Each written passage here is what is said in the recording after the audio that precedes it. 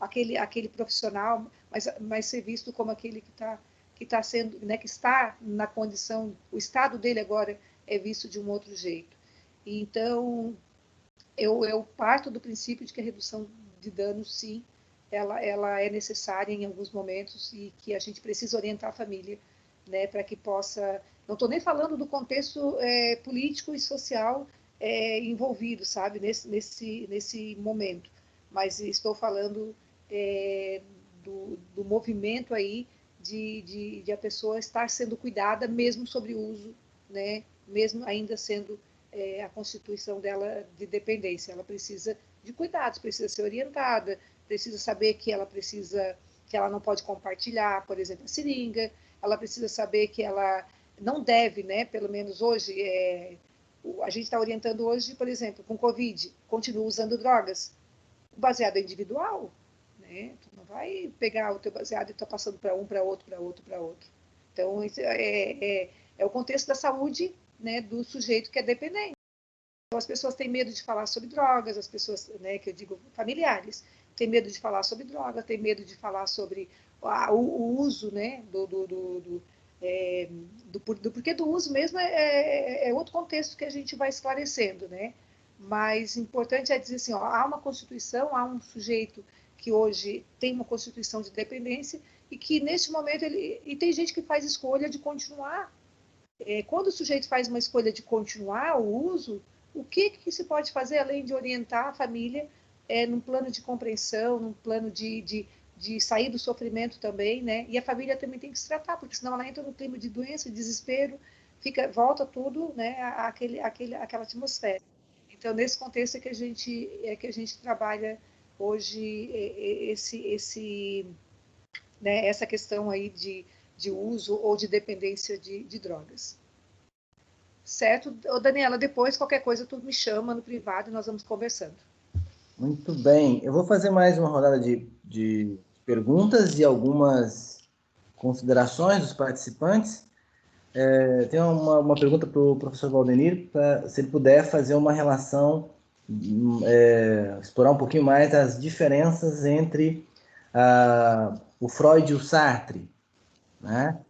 Que ele aponta ali que no texto do Fernando Castro tem eu fiz uma leitura bem rápida desse texto, mas ele aponta um caso do Freud, né? E vai fazer e aí se dá para te apontar um pouco mais as diferenças entre o Sartre e o Freud. Deixa eu ver aqui mais, tem comentários, eu vou fazer comentários, vamos fazer assim, vou fazer os comentários, as perguntas e a gente passa então para a nossa última resposta de vocês e as considerações finais para a gente fazer o encerramento, né? Daiane coloca que o livro do Gênesis trata-se da constatação de que Deus é o Criador, em nenhum momento há comprovação de que Adão e Eva existiram de fato, é uma forma de contar a história do Deus Criador. Helena agradece a resposta. Perguntam aí, uma pergunta coletiva de vocês também, podem até me responder agora, se vocês vão poder disponibilizar algum material. No caso, acho que quem apresentou o material foi só o Paulo. Não sei se vocês têm alguma coisa que queiram disponibilizar, o pessoal tem interesse, né, no material de vocês. Mas a gente pode conversar depois, se vocês puderem me encaminhar alguma coisa, eu posso passar para os participantes. Ainda uma pergunta da professora Sandra, então, sobre a questão do uso de álcool e outras drogas.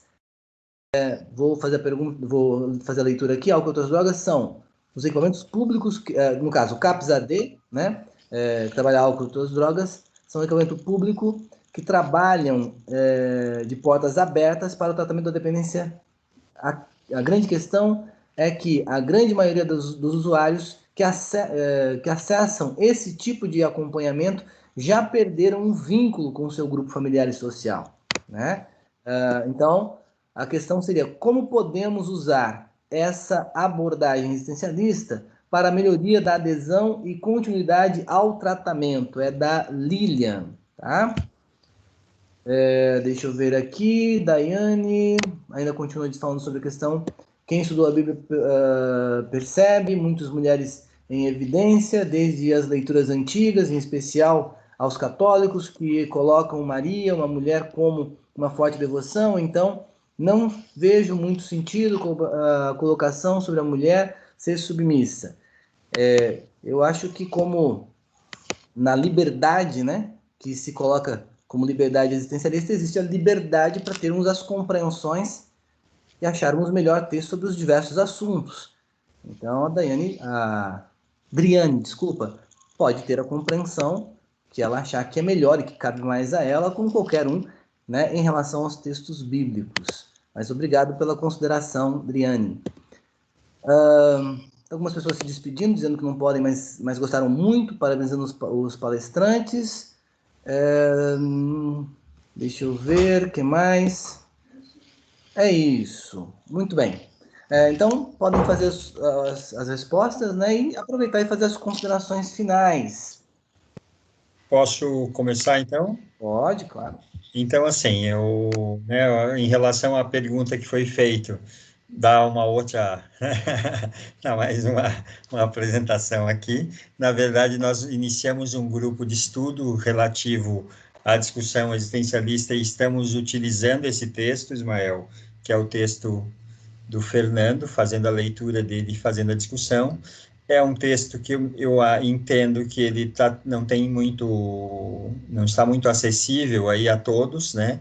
Ele está no livro aquele que foi organizado pela Dani, pelo Boris e pelo Fernando, mas ele traz uma discussão muito interessante que ele articula isso por dentro da discussão. Num momento, como eu disse, né, um contexto ali onde o Freud ainda estava se batendo com as questões metodológicas, né, dentro de uma perspectiva de método catártico, discutindo e questionando e utilizando e depois questionando a questão da própria hipnose. Então, era um momento, né, totalmente, né, diferenciado e posto lá naquele contexto.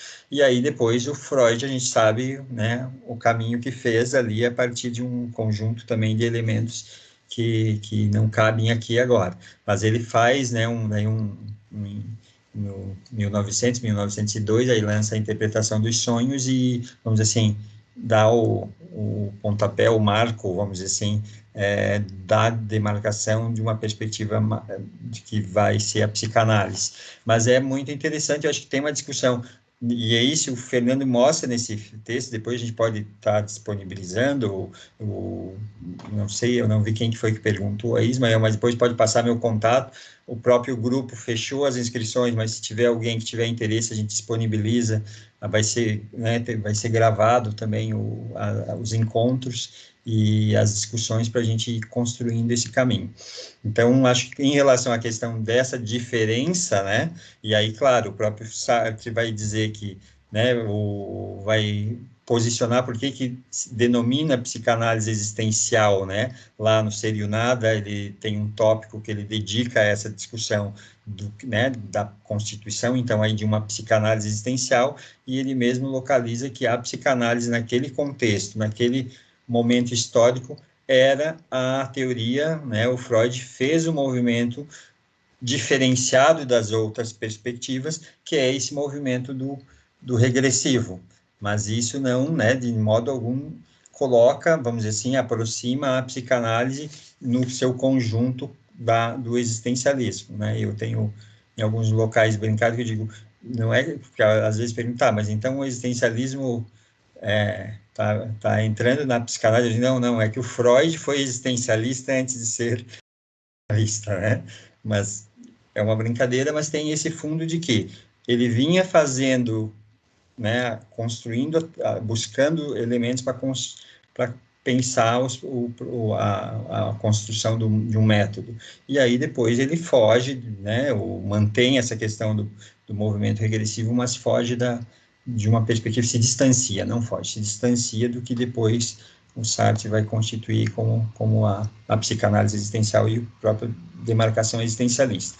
E aí, assim, fechando já, eu acho que no movimento de fechamento, né, Ismael, eu só queria fazer uma reflexão também bem objetiva, mas a partir do que o Paulo traz, e teve a questão ali da questão da família contemporânea, como isso, a partir do que eu trouxe aí na reflexão, nós pensarmos esse sujeito que está inserido num determinado contexto com, né, eu acho que a apresentação do Paulo é muito legal, assim, que vai aparecer, né, em que momento que é, que família que nós estamos falando, ou que antropológico, que é esse que está posto, claro que nós estamos falando aqui de uma compreensão ampla e que a gente vai ter que ver grupo a grupo, né, comunidade a comunidade, territorialidade a territorialidade, para ver como que isso vamos dizer assim, se encaixa, se ajeita dentro dos antropológicos aí que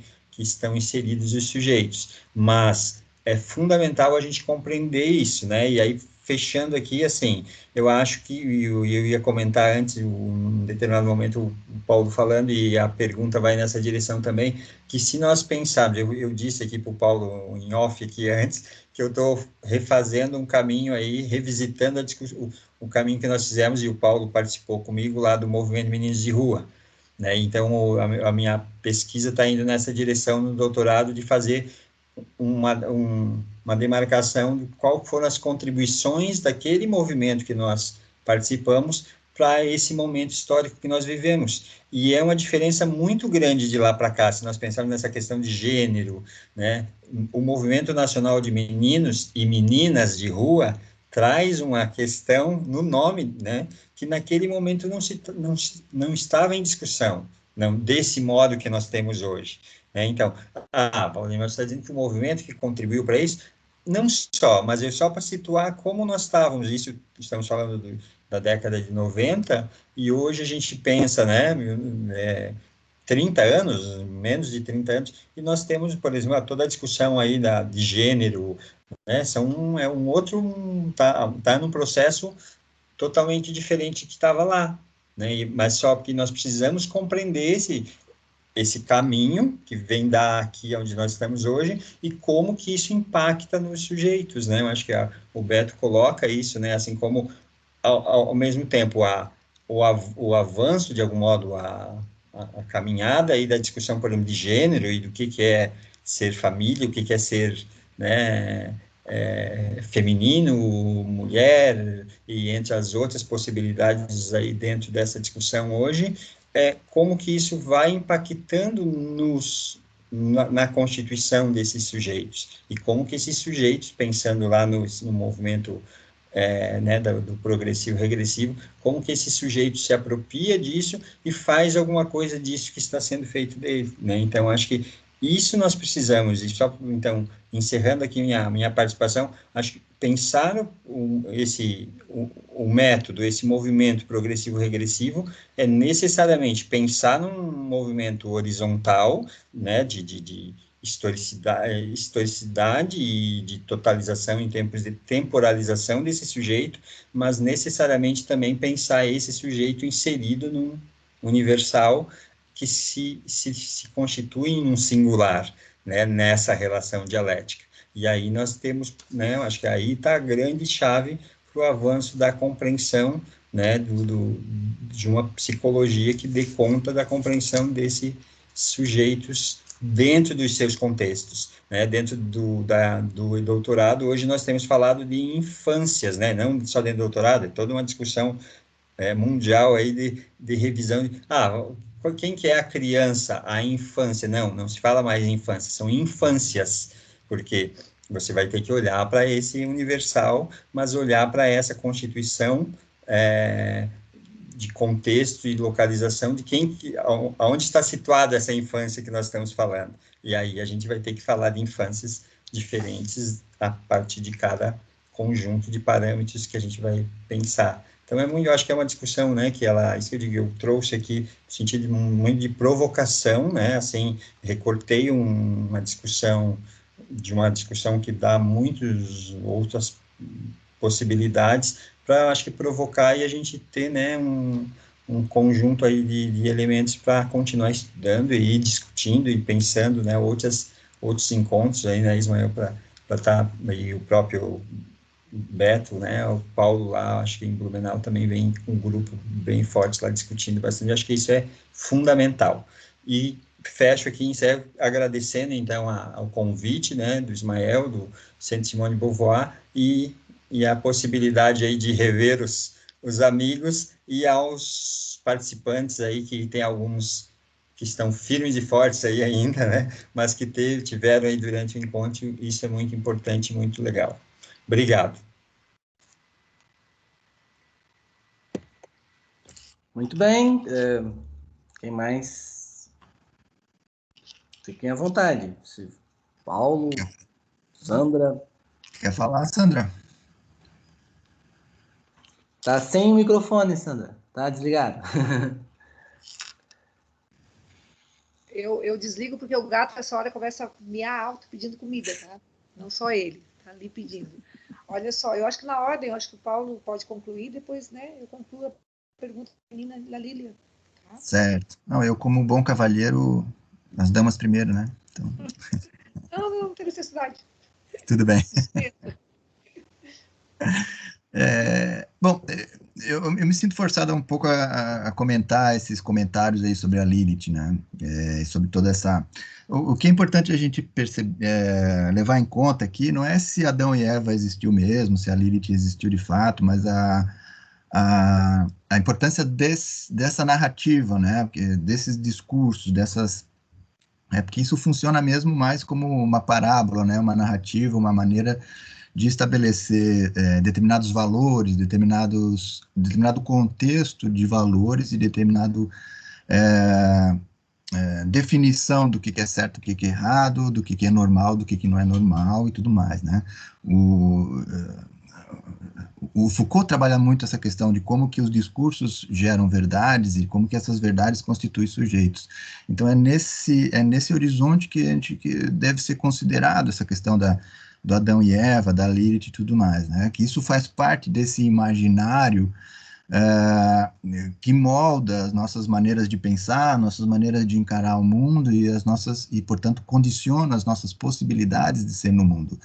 Né? Toda essa narrativa está colocada tendo muito claro uma função de organização social, definição de papéis, definição de lugares, né? Definição de essências, fundamentalmente. Né? E a gente pode, inclusive, se remeter a uma questão mais de fundo ainda, né, esse paradigma da essência que está colocado lá desde os antigos, né, naquela polêmica entre Heráclito e Parmênides. Parmênides acaba saindo vitorioso, né, na definição do que o ser é, né, enquanto Heráclito colocava o problema do movimento, da transformação, que o ser é devir, né, o Heráclito colocava que o ser é o que é, e né, portanto, trabalhando a noção de essência como algo a priori e tudo mais, né. O Parmênides, desculpa. E esse conceito de essência, essa noção de essência lá no Parmênides é o que vai prevalecer e o que vai, né, depois o Sócrates, o Aristóteles, cada um com as suas especificidades vão reproduzir isso, e isso é o que vai ser o pano de fundo para o estabelecimento disso, né? Qual é a essência de ser mulher, qual é a essência de ser homem, ou seja, qual é a verdade de ser mulher, qual é a verdade de ser homem, qual é a verdade de ser homem, né, sujeito nessa história toda aí, né, e estabelecendo essas normas, estabelecendo essas retas, né, o que sair para fora disso precisa ser ou expulso, ou eliminado, ou readequado, né, ou você precisa padronizar essas exceções. Então, é por isso que essas narrativas, né, acabam desenvolvendo, acabam formando esses imaginários que determinam, que colocam essas prerrogativas, esses a priori com o qual, a partir dos quais a gente precisa se fazer, né, e a partir dos quais, o ponto de partida, a partir dos quais a gente vai ter que se fazer, né, se superar, né, superando esses pontos de partida, a gente se escolhe a partir das nossas possibilidades, né, é preciso entender isso. Então, e tudo isso dá determinadas possibilidades de ser, né, é claro que não é à toa que a função do padre, por exemplo, né, quem é o padre na Igreja Católica, né, o representante de Deus na Terra, qual é o lugar da mulher nas freiras, né, é só olhar para isso para ver como que toda essa toda essa narrativa vai colocando determinadas possibilidades, né? A figura da Virgem Maria, da mãe, coloca essa essência de mulher como zelosa, como aquela que virtuosa, essa mulher diligente, né? E mulher que sai disso, né? Mulher que deseja ter prazer sexual, por exemplo, é inadmissível, né? Tudo isso é constituído por essas narrativas e também por essa praxis no interior dessas narrativas. Então, é esse que dá o horizonte do universal, no interior do qual a gente vai se singularizando, né? Vai se fazendo, vai se tornando alguém, fazendo alguma coisa daquilo que fizeram de nós, só que o Wade estava trazendo. Então, é nessa perspectiva que eu estou trazendo todos esses elementos, para a gente poder pensar esse horizonte de racionalidade, essa materialidade constituída a partir desses discursos, dessas narrativas e dessas definições de essências, né, a partir delas. Tá? Então, é mais nesse sentido que eu queria trazer essa questão, né? Não estou aqui querendo questionar, né, a Bíblia, questionar as Escrituras, nem nada disso, não é um ataque à religião, muito pelo contrário, é uma tentativa de compreensão objetiva, né, e fenomenológica desse processo todo, tá, para tentar contribuir com a discussão. Ok? Quero agradecer muito aqui, né, essa oportunidade da gente estar discutindo tudo isso, e me coloco à disposição também aí do pessoal que está participando, né? Se eu não tenho acesso aqui ao chat, mas eu posso passar o meu contato depois, né, junto com o material que eu apresentei, posso passar para o Ismael, depois ele transmite para o resto do pessoal, tá? Muito obrigado a todos, foi um prazer enorme, né? E estamos juntos. Então, vamos lá, né? Ô, Ismael, posso responder? Sim, pode. Tá. Mas responde e as considerações finais, tá bom? Tá bom. A Lilian, né? A Lilian que ela está questionando a questão justamente dos CAPS-AD e a perda de vínculo, né, familiar do dependente químico diagnosticado e tratado no CAPS-AD. E aí parece-me que ela quer que eu fale um pouquinho sobre como que poderia, né, dar acesso aí a esse resgate de vínculos familiares. Primeiro que a gente tem aí uma história, né, gigantesca aí da luta antimanicomial para chegar ao tratamento do CAPS-AD e conseguir fornecer aí um tratamento mais digno, né, e mais humanizado na relação com as drogas. E o CAPS-AD ele tem essa função, né? Cabe sim a gente verificar que dentro da relação com os CAPs, a gente, pelo menos os CAPs que eu acompanho, né, eles tentam fazer esse resgate, né, e colocar a família também no processo de orientação. Mas nós sabemos, né, que o CAPS ele tem a função hoje de medicar, de cuidar e lida aí dentro do processo de redução de danos também, no sentido do sujeito ir até lá e ficar no processo de independência. Mas nós sabemos que no caminhar, né, do dependente, quando ele se constitui enquanto sujeito dependente, ele perde vínculo não somente com a família, mas ele perde vínculo, né, com o trabalho, com as outras mediações dele e tudo mais.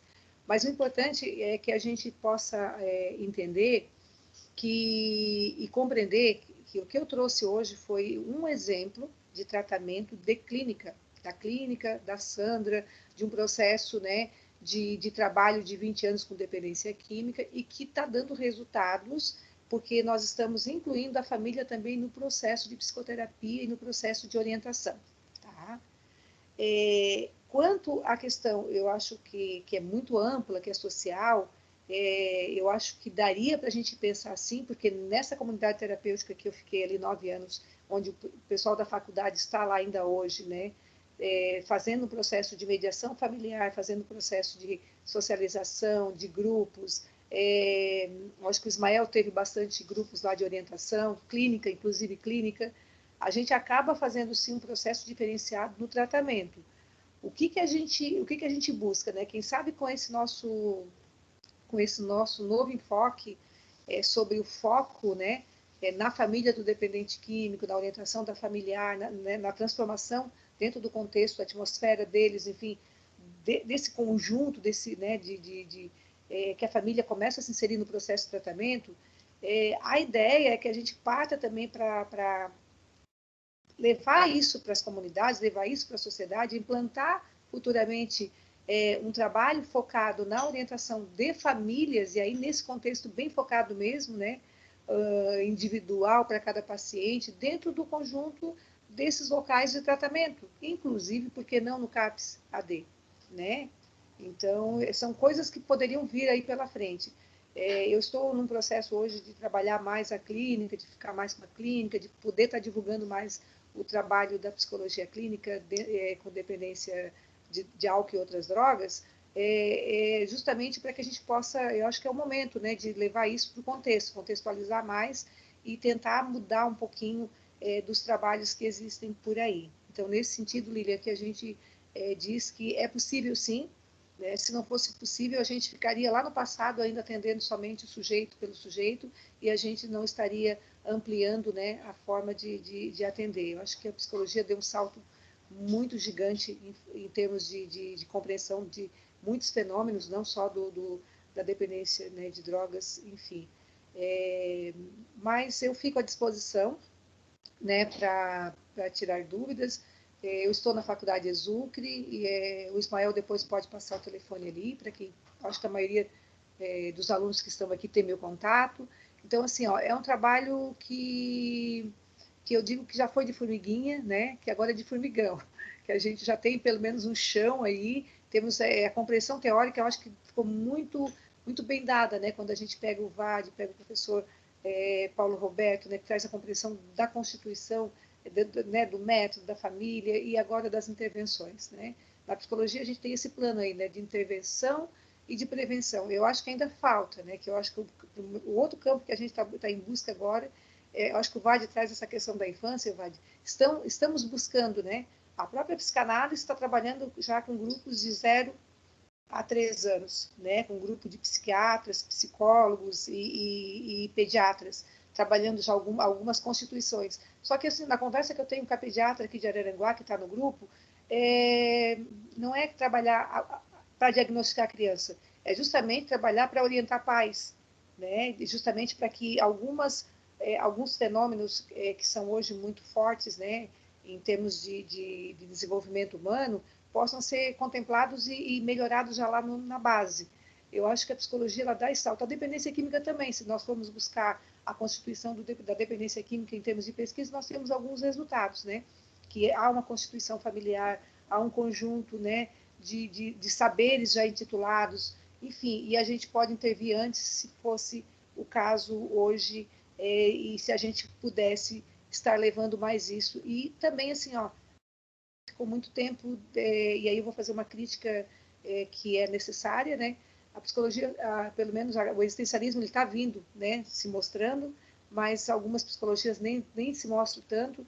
Mas por que a TCC está no auge? A TCC ela é dita como foco de intervenção pela psiquiatria, pela medicina, né? Porque ela mostra resultados.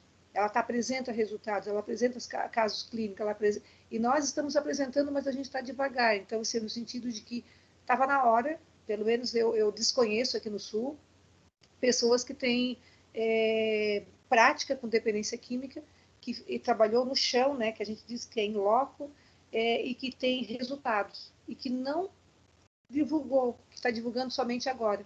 Então, eu acho que agora nós começamos a trabalhar um pouquinho a proposta de intervenções com foco onde a gente viu que daria para fazer. Tá? Agradeço muito né, a aprendizagem que eu tive aqui com vocês, a reaprendizagem, né, porque é bom sempre aprender muito. Ismael, pelo convite, né, fico à disposição, né, dos alunos e à disposição dos ouvintes. Muito obrigado, Sandra. Eu agradeço. Queria agradecer a todos os 3 palestrantes de hoje, né, ao Valdenir de Oliveira, ao Paulo Roberto, à Sandra, todos os parceiros sempre, né, em várias atividades.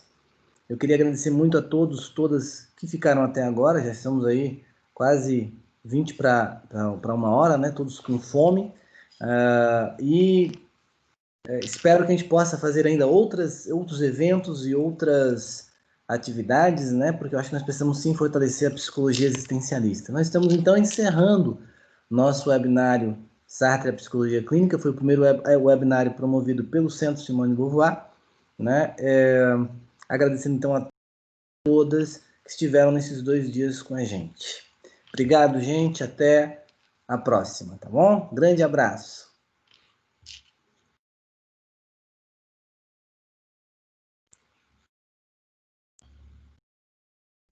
Eu vou encerrar aqui a gravação.